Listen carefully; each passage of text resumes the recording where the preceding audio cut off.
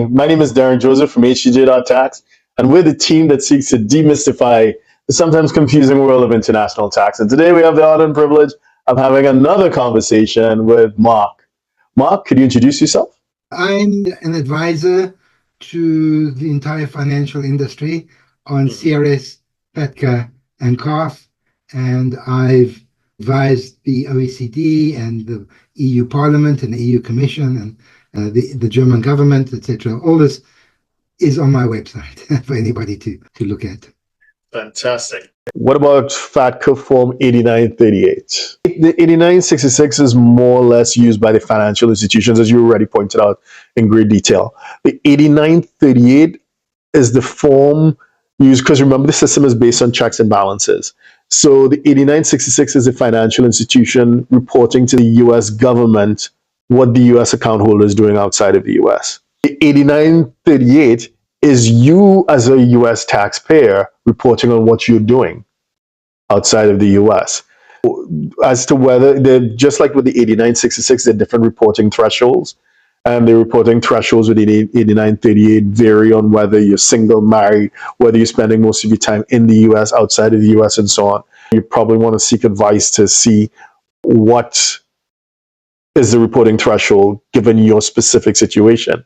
But what makes this form a bit different as a statement of specified foreign financial assets is what you were saying earlier, the definition of a financial asset. It's quite broad at this moment. It doesn't include crypto, but it includes cash as well as securities held outside of the US.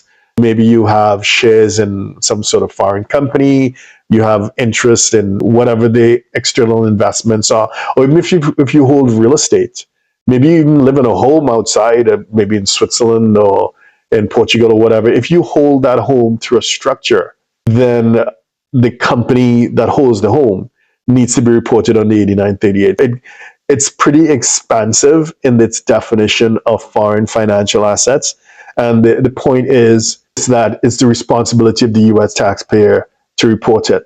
And as one would naturally expect, there is a system in place within the IRS to cross-reference the two, to compare the 8938 that you self-reported to the 8966 that the financial institution and is looking for deltas. And depending on the level of discrepancies, you expect to hear from the government asking, could you clarify exactly how much do you have, how much do you own, as they seek to reconcile it. So again, if you don't know what you're doing, seek advice and just be as open and honest as possible. And with that, Mark, thank you very much for the pleasure of your company and sharing your insights. And if someone wants to reach you, what's the best way to find you?